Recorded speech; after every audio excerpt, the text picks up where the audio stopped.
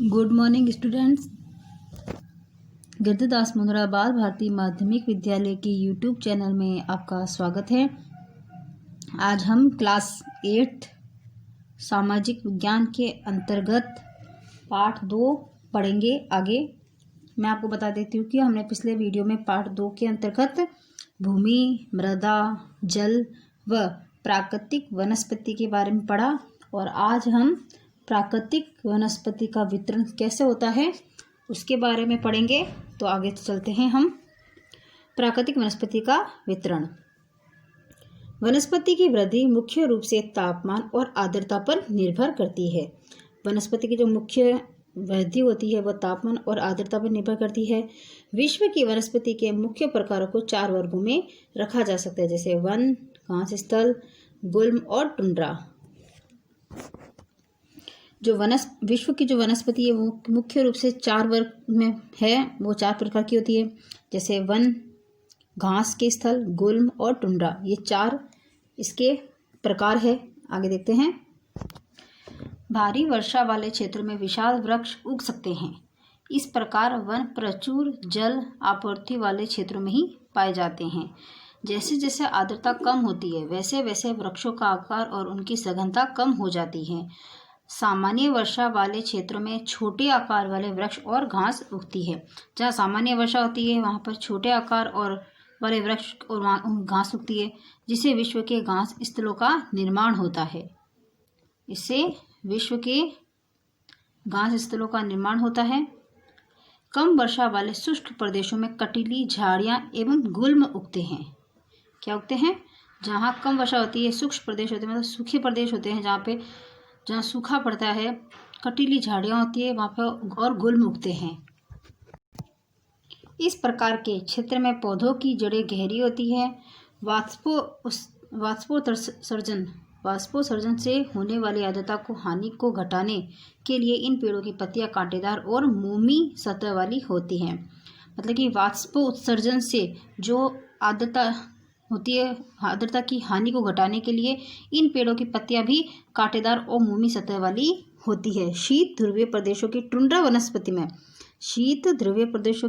वनस्पति में मांस और लाइकेन सम्मिलित होते हैं। पिछली 2 शताब्दियों में विश्व में जितने लोग थे इस समय उनमें कहीं अधिक लोग हैं। बढ़ती जनसंख्या के पोषण के लिए फसलों को उगाने के लिए वनों के विशाल क्षेत्रों से वृक्ष काट दिए गए हैं। विश्व भर में वनों का आवरण तेजी से समाप्त हो रहा है। इस बहुमूल्य संसाधन के संरक्षण की तुरंत आवश्यकता है। मतलब कि पिछली 2 शताब्दियों में विश्व में इतने लोग थे कि उनसे कहीं अधिक लोग हो गए हैं और अभी जनसंख्या पूर्ण रूप से बढ़ रही है। तो उसके लिए क्या है, फसलों को उगाने के लिए वनों के विशाल क्षेत्रों से वृक्ष काट दिए गए हैं। विश्व भर में वनों का आवरण भी तेजी से समाप्त हो रहा है। तो इस वजह से बहुमूल्य साधन के संरक्षण की हमें बहुत ही ज़्यादा आवश्यकता है। तो आगे हम देखते हैं प्राकृतिक वनस्पति और वन्य जीवन का संरक्षण। वन हमारी संपदा है। पौधे जंतुओं को आश्रय प्रदान करते हैं और साथ ही पारितंत्र को भी अनुरक्षित रखते हैं। जलवायु में परिवर्तन और मानव हस्तक्षेप के कारण पौधों और जंतुओं के प्राकृतिक आवास भी नष्ट हो सकते हैं। बहुत सी जातियां असुरक्षित अथवा संकटापन्न है और कुछ लुप्त होने के कगार पर है। वनोन्मूलन, मृदा अपरदन, निर्माण कार्य, दावानल और भूस्खलन में से कुछ मानव और प्राकृतिक कारक है जो मिलकर इन महत्वपूर्ण प्राकृतिक संसाधनों के लुप्त होने की प्रक्रिया को बढ़ावा देते हैं। आज की मुख्य चिंताओं में से एक अनाधिकार शिकार करने की संख्या का बढ़ना है, जिससे कुछ खास प्रजातियों की संख्या में तेजी से कमी आई है। पशु, खाल, चमड़ा, नाखून, दांत और पंखों के साथ साथ सींगों के एकत्रीकरण और गैर कानूनी व्यापार के लिए जंतुओं का अनाधिकार शिकार किया गया है।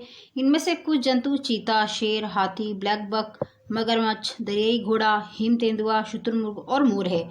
इनका संरक्षण जागरूकता बढ़ाकर किया जा सकता है। इनका भी संरक्षण किया जाए। राष्ट्रीय उद्यान, वन्य जीव अभयारण्य, जैवमंडल निचय हमारी प्राकृतिक वनस्पति और वन्य जीवन को सुरक्षित रखने के लिए बनाए जाते हैं। सक्रिय घाटियों, झीलों और आर्द्र भूमि का संरक्षण मूल्यवान संसाधन नष्ट होने से बचाने के लिए आवश्यक है। इसके अंतर्गत हमें मूल्यवान संसाधन नष्ट होने से बचाना बहुत ही ज़रूरी है, अन्यथा प्रकृति को बहुत ही चोट पहुंचेगी। आगे देखते हैं। यदि प्रजातियों की सापेक्ष संख्या को भंग न किया जाए तो पर्यावरण में संतुलन बना रहता है। यदि हम प्रजातियों की सापेक्ष संख्या को भंग न करें तो पर्यावरण में संतुलन बना रह सकता है। विश्व के अनेक भागों में मनुष्य ने अपने क्रियाकलापों से अनेक प्रजातियों के प्राकृतिक आवासों में उथल पुथल कर दी। अनेक पक्षियों और जीव जंतुओं के अंधाधुंध शिकार के कारण या तो वे विलुप्त हो गए हैं या विलुप्त होने के कगार पर है। प्रादेशिक और सामुदायिक स्तर पर जागरूकता कार्यक्रम जैसे सामाजिक वानिकी वन महोत्सव को प्रोत्साहित करना चाहिए। स्कूल के बच्चों को पक्षी देखने, प्राकृतिक कैंपों में जाने के लिए प्रोत्साहित करना चाहिए ताकि वे विविध जातियों के निवास का अवलोकन कर सकें। बहुत से देश पक्षियों और पशुओं को मारने और उनके व्यापार करने के विरुद्ध है। भारत में शेरों, चीतों, हिरणों, भारतीय सारंग और मोर को मारना अवैध है, मतलब कि कानूनी रूप से वह सही नहीं है। ये कानून के विरुद्ध है। एक अंतर्राष्ट्रीय परिपाटी CITES the convention on international trade in endangered species of wild fauna and flora की स्थापना की गई है। ये एक संस्था है, अंतर्राष्ट्रीय संस्था है, जिसने प्राणियों और पक्षियों की अनेक जातियों की सूची तैयार की है। इस सूची में दिए गए सभी पक्षियों और प्राणियों के व्यापार करने पर प्रतिबंध लगाया गया है। पौधों और प्राणियों का संरक्षण प्रत्येक नागरिक का नैतिक कर्तव्य है।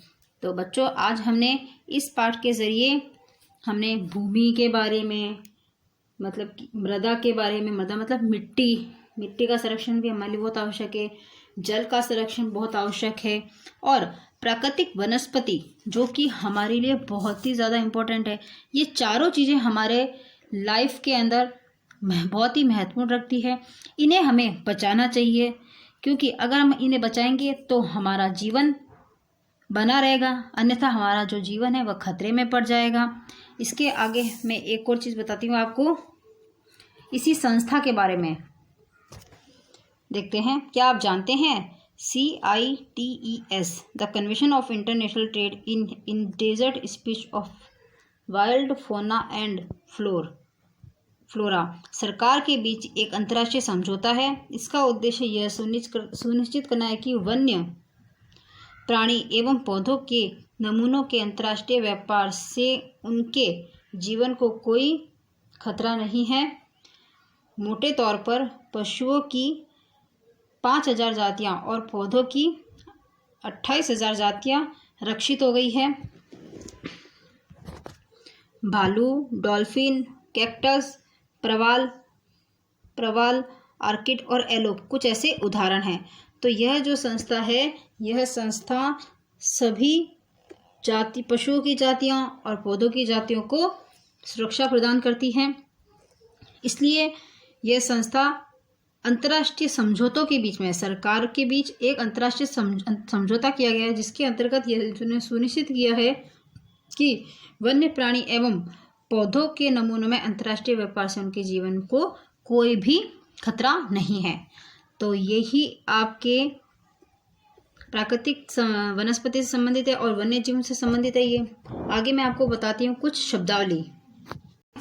शब्दावली है। ये जैवमंडल निश्चय का मतलब क्या है? यह वैश्विक नेटवर्क द्वारा जुड़े रक्षित क्षेत्रों की एक श्रृंखला है, जिसे संरक्षण और विकास के बीच संबंध को प्रदर्शित करने के इरादे से बनाया गया है। ठीक है। अब एक और है इसमें राष्ट्रीय उद्यान। राष्ट्रीय उद्यान वर्तमान और भविष्य की पीढ़ी के लिए एक या एक से अधिक पारितंत्रों की पारिस्थितिकी एकता की रक्षा के लिए नामित किया गया प्राकृतिक क्षेत्र। ये एक प्राकृतिक क्षेत्र है। ठीक है।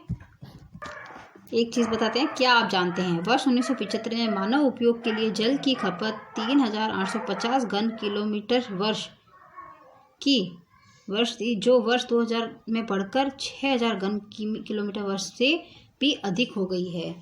ठीक है। एक और बात देखिए, एक टपकता नल एक वर्ष में 1200 लीटर जल व्यर्थ करता है।